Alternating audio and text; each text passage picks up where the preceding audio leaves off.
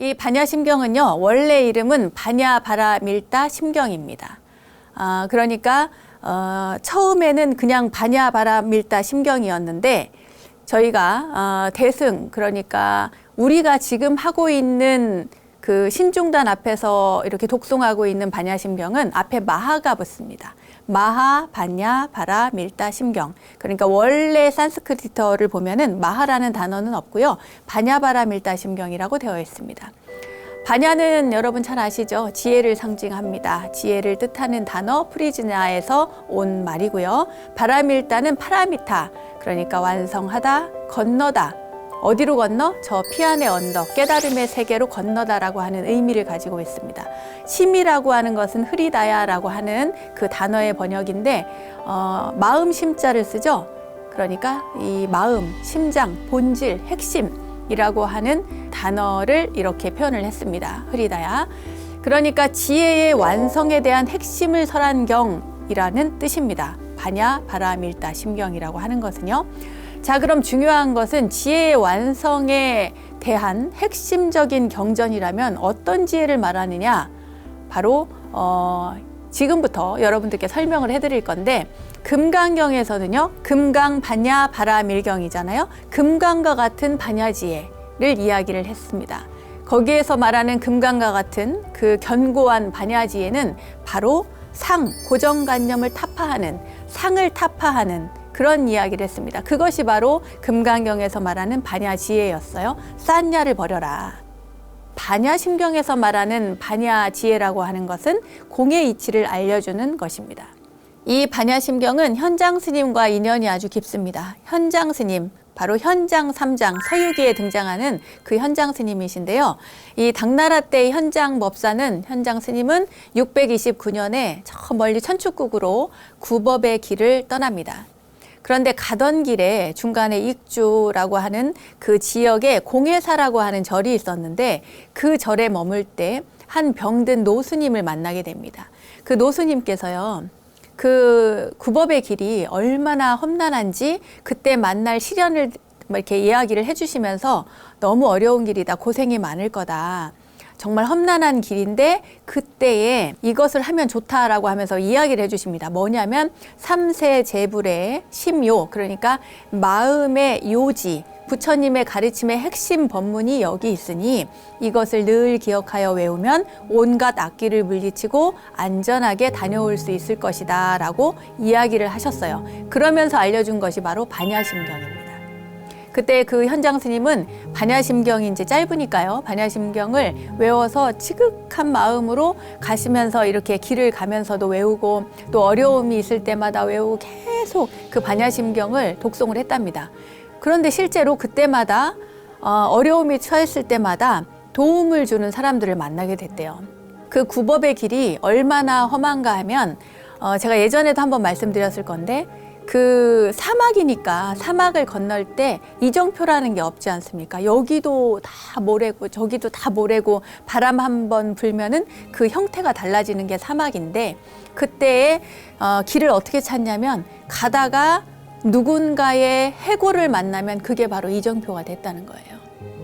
그 정도로 험한 그 길을 이렇게 천신만고 끝에 건너가게 되는데, 그때마다 이 반야심경을 지극한 마음으로 독송을 해서 도움을 받고, 그래서 무사히 천축국까지 가게 됩니다.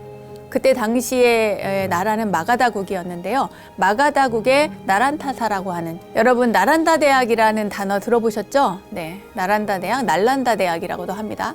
예, 우리는 이제 한자로 표현할 때는 나란타사 이렇게 되어 있는데 그곳에 천만다행히 도착을 합니다.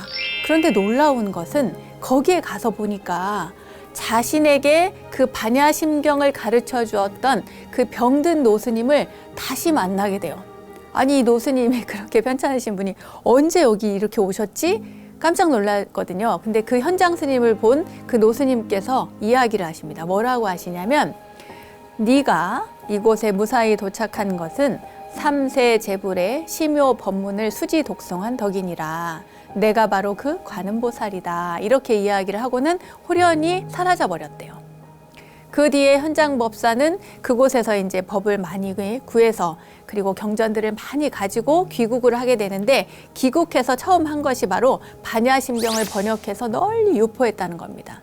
그래서 수지하고 지극한 마음으로 독송을 하면 그 독송하는 사람들마다 모두 그 가피를 입을 것이다, 이렇게 이야기를 했어요. 실제로 그 반야심경을 독송하고 지극한 마음으로 항상 이렇게 읊고 하신 분들이 그 영험함, 그러니까 가피를 체험했다고 합니다. 이런 경전을 우리가 공부를 안 할 수가 없겠죠, 여러분? 못 외우시는 분들도 많이 계실 겁니다. 예전에도 한문으로 겨우 외웠더니 이제 다시 한글 외우라고 해서 너무 힘들다, 이런 분들 계신데, 한글로 하면 훨씬 더 이해가 빠릅니다. 여러분, 못 외우시는 분들은 오늘부터 하루에 21독씩 한번 해보세요. 너무 과한가요? 못하면 7번씩이라도 매일 한번 보고 읽어보십시오. 분명히 외우실 수 있습니다. 외우고 난 다음에는 그것을 음미하면서, 오늘부터 공부한 이 반야심경을 바탕으로 음미하면서 그것을 독송하면 그 어떤 경전도 필요 없을 만큼 모든 핵심이 여기에 들어 있습니다. 반야심경은 원래 두 가지 그 범어 원본이 있어요. 하나는 광본이라고 불리고 하나는 약본이라고 불리는데, 광본이라고 하는 것은 우리가 이제 경전을 보면은 어떠한 경전이든지 간에 여시아문 일십을 제사이고 이렇게 시작을 합니다. 여시아문에서부터 시작을 해요. 말하자면 이와 같이 내가 들었다는 그 이야기를 시작으로 해서 마지막에 신수봉행, 환희봉행 뭐 이런 단어로 끝이 나는, 그러니까 처음과 끝이 있습니다. 처음에 그 법문을 들은 내용과 마지막에 희유 찬탄하면서 끝나는 그 내용까지, 처음과 중간의 핵심 내용과 마지막에 마무리까지 이것이 다 포함되어 있는 것이 바로 광본이고요.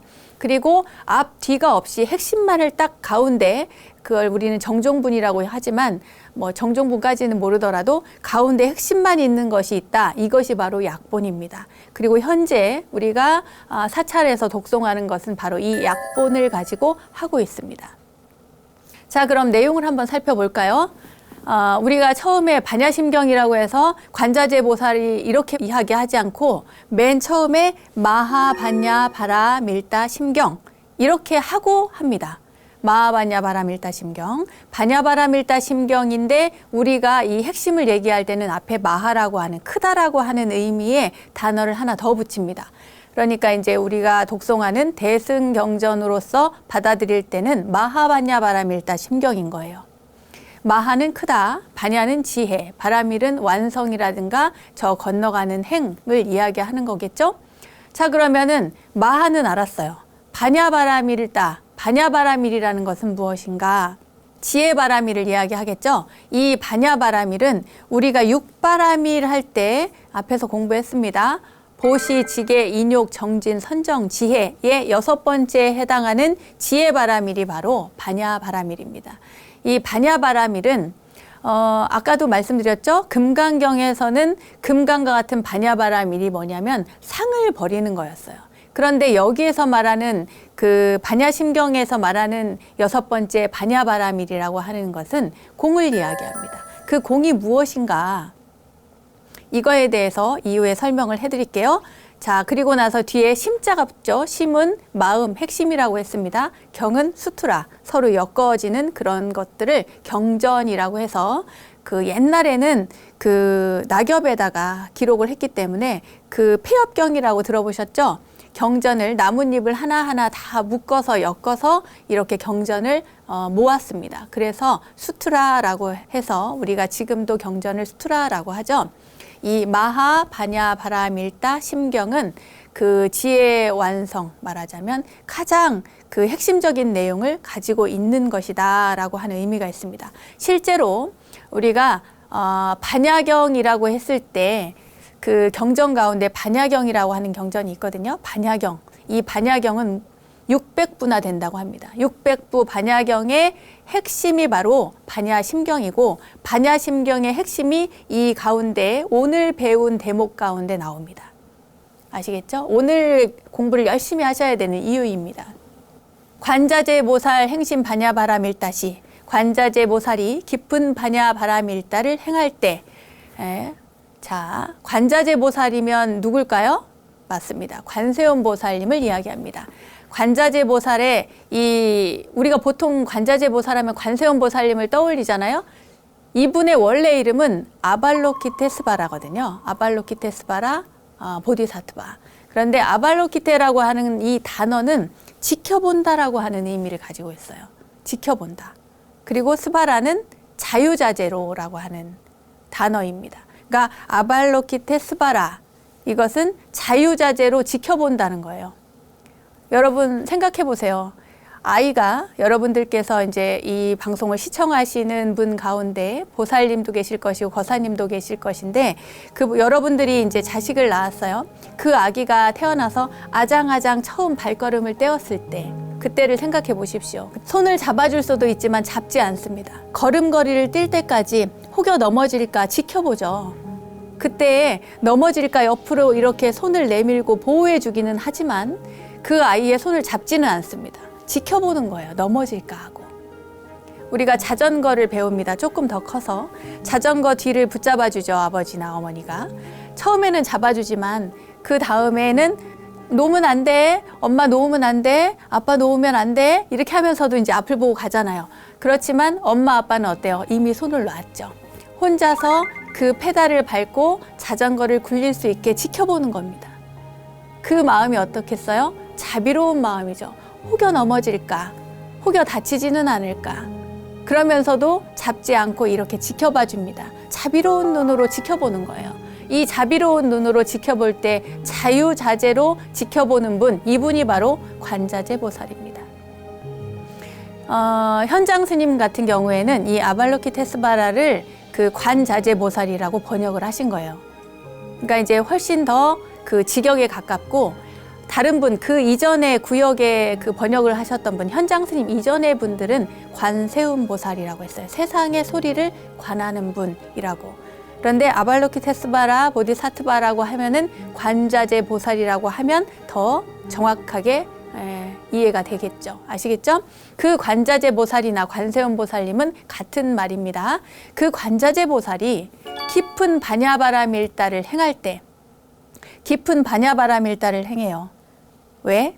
지혜로서 저 깨달음의 언덕으로 건너갈 때, 그러니까 반야바라밀다를 행하는데, 이 반야지레라고 하는 것은, 반야바라밀이라고 하는 것은 지혜로서 행하는 것이잖아요. 그럼 어떠한 그 지혜의 바라밀 행을 할 것인가? 그것이 그 뒤에 나옵니다. 무엇이냐 하면은 관자재 보살 행심 반야바라밀다시 조교노온 계공 도일체고액.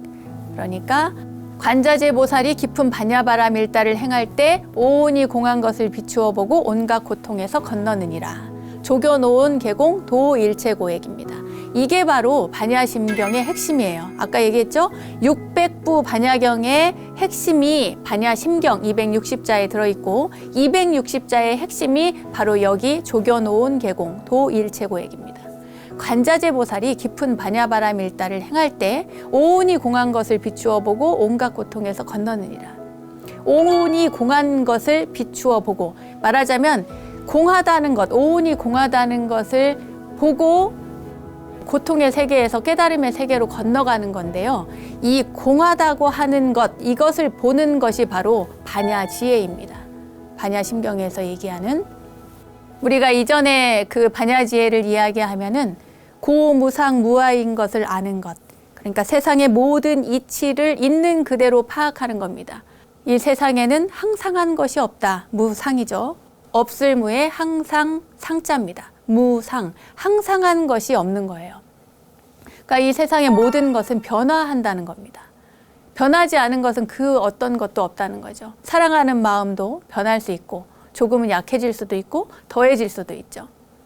미워했던 마음이 좋아질 수도 있고 무뎌질 수도 있습니다. 그죠? 원망했던 사람이 어느 날 나를 도와줄 수도 있어요. 나를 도와줄 것 같은 사람이 어느 날 나를 안 도와줄 수도 있습니다. 이 세상의 모든 것들은 변하지 않는 것이 없어요. 물건도, 내가 아무리 아끼던 물건도 시간이 지나면은 닳아 없어지게 되고, 또 아끼던 물건도 고장이 날 수도 있고, 그리고 또 사람도 마찬가지죠. 우리가 올해는 이러한 성격으로, 이러한 모습으로 살다가 또 내년이 되면 또 다른 모습으로, 다른 성격으로, 다른 일을 하면서 살아갈 수도 있습니다. 이 세상에 그 어떤 것도 영원한 것은, 변하지 않는 것은 없다는 거예요. 그것이 바로 무상이죠. 그리고 무아. 무아라고 하는 것은 나라고 할 만한 것이 없다는 겁니다. 나라고 할 만한 것이 없다. 이게 뭔 말이야? 이렇게 생각하신 분 반드시 앞에 대목에서 무아에 대한 공부를 꼭 동영상을 찾아보시기 바랍니다. 이 세상의 모든 것들은 영원불멸한 그 무언가가 있어서 유지되는 것이 아니라 서로 상호 보완적이라는 거예요. 상호 보완적으로 유지되어 있다는 것입니다. 나라고 하는 존재도 이 세상에 그냥 어느 날 누군가가 만들어서 뚝 떨어진 것이 아니라 어머니와 아버지의 결합에 의해서 내가 이 세상에 태어난 것이고, 그 어머니 아버지는 그 할아버지 할머니의 결합에 의해서 이 세상에 난 겁니다. 내가 이 세상에 태어났을 때 누군가의 도움 없이 내가 이 세상에 태어나지 못하다는 거예요. 하다못해 탯줄 끊어주는 사람도 있을 것이요, 목욕을 시켜주는 사람도 있을 것이요, 옷을 만들어 입혀준 사람도 있을 것입니다. 옷을 만들어 입혔으면 그 옷은 어디서 났을까요? 그걸 판매하는 사람에게서 샀겠죠. 그러면 그 판매하는 사람은 어디서 났겠어요? 그것을 만드는 사람에게서 사가지고 왔겠죠. 만드는 사람은 어디서 왔습니까? 그 만든 그 재료, 하다못해 면이면 면, 또 뭐 솜이면 솜, 그것을 추출하는 사람들에게 왔을 것이고, 그리고 그것을 제조하는 사람 이전에 그것을 생산하는 사람들이 있었을 것입니다. 이렇게 수많은 사람의 손을 거쳐서 그 하나가 나한테 온 겁니다. 나라고 하는 존재는, 그러니까 서로 도와주고 도움을 받지 않으면 이 존재는 여기에 머물 수가 없는 거예요. 이것이 바로 무아의 이치입니다. 서로 연결되어 있다는 것이죠. 자, 이 세상의 모든 이치를 고로 보고, 무상한 것으로 보고, 무아인 것으로 바로 볼 줄 아는 것, 연기로서 바로 볼 줄 아는 것, 이것이 바로 반야지혜인데, 그 반야지혜라고 하는 것이 공이라는 거예요. 자, 공이라고 하는 것에 대해서 지금부터 설명을 해드리겠습니다. 공이라고 하는 것은 여러분들이 절대로 착각해서는 안 될 것들이 있습니다. 먼저 첫 번째, 공이라고 하는 그 무언가가 있다라고 생각해서는 안 됩니다. 공이라고 하는 것은 어떠한 특별한 무언가가 있는 게 아니에요. 두 번째, 공이라고 하는 것은 아무것도 없어. 이것을 없을무로 생각해서는 안 된다는 겁니다. 공이란 어떤 특별한 공이라는 게 있는 거야. 공이란 아무것도 없는 거야. 그냥 정신적으로 아무것도 없는 거야. 이렇게 양갈래로 생각하는 것은 둘 다 잘못된 생각입니다. 공이라고 하는 것은요, 그냥 하나의 약속된 언어라고 생각을 하시면 됩니다. 예를 들어서 제가 여러분들께 맨 처음에 시작할 때 여러분 안녕하세요 라고 하죠. 안녕하세요 라고 했을 때 우리는 우리말로 안녕하세요 라고 합니다. 네, 일본 사람들은 뭐라고 말해요? 오하요 고자이마스 라고 이렇게 약속을 했거나 아니면 곤니치와 라고 얘기를 합니다. 중국 사람들은 뭐라고 그래요? 니하오 라고 얘기를 하겠죠. 뭐 독일 사람들은 구튼탁이라고 할 수도 있고, 뭐 프랑스 사람들은 몽주라고 할 수도 있겠죠. 이렇게 각 나라별로 모든 것들을 자기네 방식으로 선택을 해서 약속을 한 언어가 있어요. 그렇지만 의미는 다 통하죠. 안녕하세요라고 하는, 그죠? 그런데 우리는 이 세상의 모든 이치가, 불교에서는 모든 이치가 이것이 있어서 저것이 있고 저것이 있어서 이것이 있다. 이 세상의 모든 것들은 다 연결되어 있다. 이 세상의 모든 것들은 다 상호 보완적인 것이다. 이것을 연하여 일어난다. 연할 연자, 그리고 일어날 기자. 그래서 연하여 일어난다고 해서 우리는 연기라고 이야기를 합니다. 이거는 우리가 약속한 언어인 거예요. 그와 마찬가지로 대승불교에서는 이 연하여 일어나는 모든 법칙, 그러니까 그 속에 무아의 원리를 담고 있는 이 이치를 우리는 공이라고 하자. 빌공자를 써서 공이라고 하자. 그래서 비어있다라고 하는 빌공자를 쓰되 여기에는 없을무, 빌공이라고 해서 비어있다, 없다라고 하는 의미는 아닌 겁니다. 그러니까 그냥 공이라고 하는 단어는 이 안에 무아의 이치, 무상의 이치, 연기의 이치를 담은 이 모든 이치를 우리가 공이라고 하자 하고 이야기한 약속 언어인 겁니다. 공이라고 하는 어떤 특별한 무슨 어떠한 것이 있는 것이 아니라는 거예요. 그리고 어떠한 것이 없다라고 생각해서도 안 된다는 겁니다. 공이라고 하는 것은 연기와 마찬가지로 이 세상의 모든 것들이 그 연하여 일어나는 연기의 법칙, 그러니까 무엇이 원인이 있고 그 원인으로서 결과가 만들어지고 그 결과를 비롯해서 다시 무언가가 이루어지는 이 모든 것들, 이 모든 법칙을 연기라고 했듯이 그 내용을 그대로 가져와서 우리가 공이라고 표현을 한 것입니다. 여러분들 이 사물을, 이 세상을 바라보는 이치를 공으로 표현했다. 이렇게 이해를 하시면 되겠습니다. 자, 그럼 공은 이해가 가셨죠? 근데 오운이 공한 것을 비추어 본대요. 오운이 공한 것. 오운은 뭡니까? 색수상행식이죠. 색수상행식이라고 하는 것은 색이라고 하면은 이 몸뚱아리부터 시작을 해서 이 세상에 눈에 보이는 이 모든 대상, 이 모든 것들을 우리가 색이라고 표현을 합니다. 색. 그 예를 들자면 이 몸뚱아리는 사실은 뼈와 살로 이루어져 있죠. 여기에다 뭐 이제 물도 이루어져 있죠. 피가 있으니까 뼈와 살과 피와 이렇게 이루어져 있는 이것들. 이 여러분들께서 바라보는 그 자기 손을 한번 보세요. 자기 손을 보면은 뭐 살도 있고 뼈도 있고 뭐 이렇게 그 관절도 있고 막 이렇게 있잖아요. 또 피도 있을 것이고 통하니까 이러한 것들이 바로 색인데 이 색, 이 몸뚱아리를 색이라고 표현하는 게 참 재밌습니다.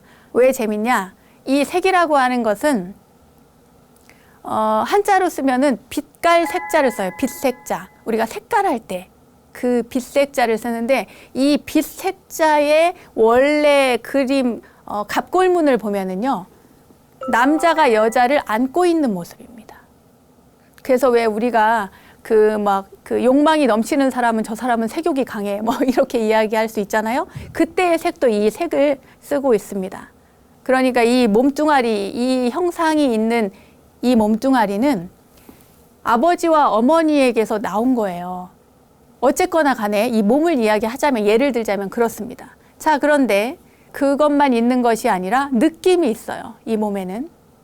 어떠한 느낌? 내 손을 이렇게 한번 만져보십시오. 각자 자신의 손을 만져보면 어떠한 느낌이 들어요? 아, 부드럽네. 아, 거칠거칠하네. 아, 손이 차갑네. 부드럽네. 뭐 따뜻하네. 여러 가지 느낌이 있지 않습니까? 그런데 이 피부에 닿는 그 감촉만을 느낌이라고 하지 않고 눈으로 보았을 때의 느낌. 아, 저 사람은 저렇게 생겼구나. 아, 저 물건은 저렇게 생겼네. 아, 이 집은 색이 이런 색깔을 쓰는구나. 아, 원영 스님의 불교 대백과는 그 주변이 뒷배경이 검정색이네. 뭐 모든 것이 눈으로 이렇게 볼 수 있잖아요. 눈을 보고 파악해서 받아들여지는 그 느낌을 느낌 숫자를 씁니다. 그래서 수가 되는 거예요. 느낌, 받아들여지는 느낌. 그 다음에 상은 뭐냐면 생각인데 우리가 머릿속으로 생각하는 모든 것들을 이 상이라고 생각하면 되겠습니다. 의식이라고 할 수도 있는데 의식이라기보다는 인식하는 거죠. 눈으로 봤을 때, 감촉을 느꼈을 때 그 느낌이 어디로 가요? 뇌로 가서 뭔가 상을 만들어내는 거예요. 생각을 만들어냅니다. 생각, 상. 그런데 생각만 만들어내는 것이 아니라 거기에서 다른 의지가 생겨요.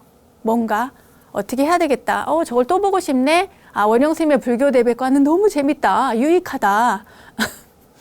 그러면 다시 보고 싶은 의지가 생길 수 있단 말이죠. 그것이 바로 행입니다. 아, 그러면 내가 일요일 날 저녁에 타이머를 맞춰놓고 이 방송을 꼭 봐야 되겠다. 화요일 날 꼭 봐야 되겠다. 금요일 날 꼭 봐야 되겠다. 이렇게 저장해놓고 그 시간에 맞추어서 봐야지라고 하는 의지가 바로 행입니다. 그런 다음에 다시 봤어요. 그 다시 보게 되면은 다시 한번 괜찮네. 진짜 유익하네. 이건 불교 공부하는데 참 좋겠네. 이렇게 해가지고 이 내가 눈으로 보고 듣고 느끼고 생각하고 다시 의지를 내어서 본 그것이 나에게는 업으로서 식으로서 저장이 됩니다. 그래서 우리가 이 의식을 계속 쌓아가는 것이 바로 업이 되는 것입니다.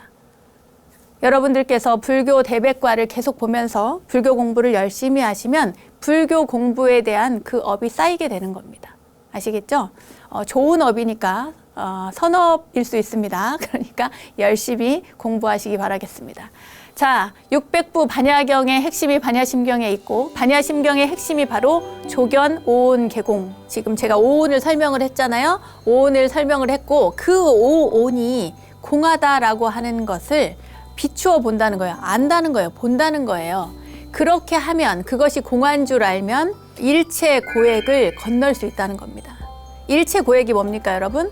우리가 살면서 느끼는 모든 고통을 얘기하죠. 불교에서 말하는 것은 뭐 사고, 팔고입니다. 자, 사고는 뭐예요? 생, 노, 병, 사죠. 그 다음에 나머지 팔고는 애별리고, 애별리고는 뭡니까? 사랑하는 사람과 이별하는 고통이에요. 원증해고, 미운 사람 자꾸 만나. 그 다음에 구부듣고, 갖고 싶은데 가질 수가 없어요. 오음성고, 이것이 바로 이 모든 것들이 그 고통을 만들어낸다는 거예요. 결국에는 우리가 가지고 있는 색, 수, 상, 행, 식, 이 몸뚱아리, 의식하는 것, 업식, 이 모든 것들이 바로 고를 만들어낸다는 겁니다. 왜 만들어내느냐? 제대로 바라볼 줄 아는, 오온이 공한 줄 모르기 때문에 고가 발생을 하는 거죠. 이 세상의 모든 것들이 다 무상하고 무아인데, 모든 것들은 다 홀로 존재하는, 단독적으로 지 혼자 잘났다고 세상에 나타나는 그런 것은 존재하지 않는데, 나는 계속 혼자서 나 혼자 잘 살고 싶고, 나 혼자 뭔가를 이루고 싶고, 그렇게 하고자 하는 그런 욕망이 계속 많이 생기니까 거기에 구부듣고도 생기고, 원중애고도 생기고, 애벌리고도 생기고, 생로병사야 뭐 자연의 이치니까 그렇다 치더라도 그 모든 욕망들이, 모든 것들이 제대로 바라볼 줄 모르는 데서, 공한 것을 모르는 데서 만들어지는 고가 있다. 그러나 이 모든 고, 일체 고액을 건널 수 있게 하는 것이 바로 오온이 공한 것을 바로 비추어 볼 줄 아는 반야지혜라는 겁니다. 아시겠죠, 여러분? 자, 여기까지가 제가 말씀드린 600부 반야경의 핵심이 반야심경이고, 반야심경의 핵심이 바로 조견, 오온, 계공, 도, 일체 고액. 아시겠죠? 네, 그 오온이 공한 것을 비추어 보고 온갖 고통에서 건너느니라. 여기까지가 가장 핵심입니다. 이 부분에 대한 설명이 나머지가 쭉 이어지는 거예요. 이것은 다음 시간에 해드리도록 하겠습니다. 이 영상이 좋으셨다면 좋아요, 구독, 알림 설정까지 부탁드립니다.